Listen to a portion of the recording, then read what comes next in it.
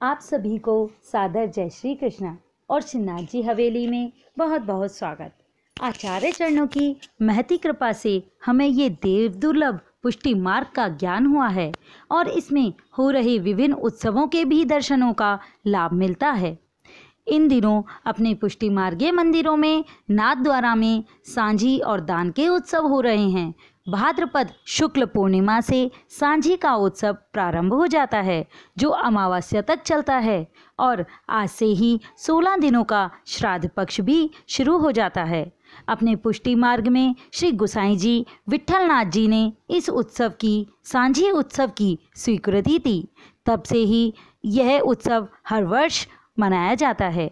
पुष्टि मार्ग में सांझी का अर्थ सांझ अर्थात संध्या से है। संध्या समय में विविध प्रकार की दिव्य लीलाओं को सांझी के रूप में ठाकुर जी के आगे बनाया जाता है या माना जाता है। सांझी के फूलों से सांझी को फूलों से, रंगों से, सूखे मेवों, दालों, केलों के पत्तों, गाय के गोबर, जल के ऊपर रंगों से चित्रकारी करके आदि द्वारा सजाया या माना जाता है। यह उत्सव राधा रानी से संबंधित है, इसीलिए और भी रसिक हो जाता है। सांझी की शुरुआत राधा रानी द्वारा ही की गई है। राधा रानी अपनी सखियों के साथ सांझी बनाया करती थीं और वे अपने पिता वृषभान जी के आंगन में सांझी सजाती थीं और सांझी के रूप में राधा रानी संध्या देवी अर्थात सांझ की पूजा करती थीं। इस बेला को गोधूली बेला भी कहते हैं। इस समय गौएं दिन भर विचरण करने के बाद अपने घरों को वापस लौट आती हैं। सर्वप्रथम भगवान श्री कृष्ण के साथ वनों में राधा रानी ने अपनी सखियों के साथ सांझी बनाई थी। वन में अपने आराध्य श्री कृष्ण के साथ सांझी बनाना उन्हें बहुत प्रिय था।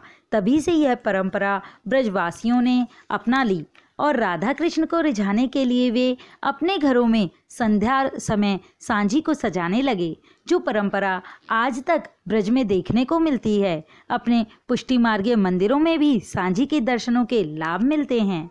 सांझी के विषय में कुछ सुंदर कथाएं हैं, जिनमें सबसे प्रचलित यह है कि जब एक बार राधा रानी को बताया गया कि यदि वे संध्या देवी की पुष्पों से पूजा करेंगी तो उन्हें मनचाहा वर प्राप्त होगा।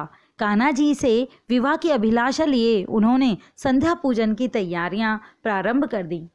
जब प्रभु को यह बात पता लगी तो उन्होंने राधा रानी की मदद करने के लिए मन में ठान ली, परंतु उसमें एक अड़चन यह थी कि इसमें सिर्फ कुंवारी कन्याएं ही युवतियां ही सम्मिलित हो सकती थीं।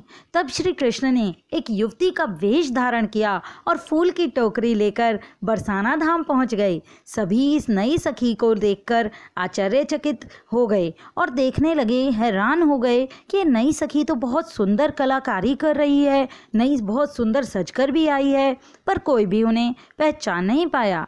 और राधा रानी के साथ श्री कृष्ण ने सखी रूप में सांझी बनाई, उसका पूजन किया, भोग किया, आरती की, कीर्तन गाए। अधिक समय होने के पश्चात नंदगांव जाना उचित नहीं था, तो श्री कृष्ण ने उस रात्रि को बरसाना में ही विश्राम करने की ठानी की और श्री राधा रानी की सखियों के साथ राधा रानी के साथ बरसाना में ही विश्राम किया। यह राधा कृष्ण की रसभरी लीला है। आज से के दिन से ही भाद्रपद पूर्णिमा से ही सांझी का शुभारंभ हो जाता है। श्री नाथद्वारा में कमल चौक में हाथी पोल के द्वार के बाहर 15 दिन तक संध्या आरती के पश्चात 84 कोस व्रज लीला की सांझी मानी जाती है और उस लीला का नाम भी लिखा जाता है। सांझी के आगे भोग धरा जाता है, आरती की जाती है, कीर्तन गाए जाते हैं। सांझी मानने वाले को भी विशेष लाडू भोग का दिया जाता है। प्रथम दिन विश्राम घाट की सांझी मानी जाती है और अगले दिन प्रातः मंगल भोग सरे तक रहती है। तदुपरांत इसे बड़ी कर दिया जाता है। श्री हरिराय जी महाप्रभु जी ने समझाया है कि पुष्टि मार्ग में विशेष 4 प्रकार से सांझी मानी जाती है। पहली रंग बिरंगे पुष्पों की सांझी, जो स्वामी जी के भाव से बनाई जाती है, जो श्रीनाथ जी मंदिर में कभी कभी मणिकोठे में बनाई जाती है। दूसरी केले के पत्ते की सांझी, जो चंद्रावली जी के भाव से सजाई जाती है।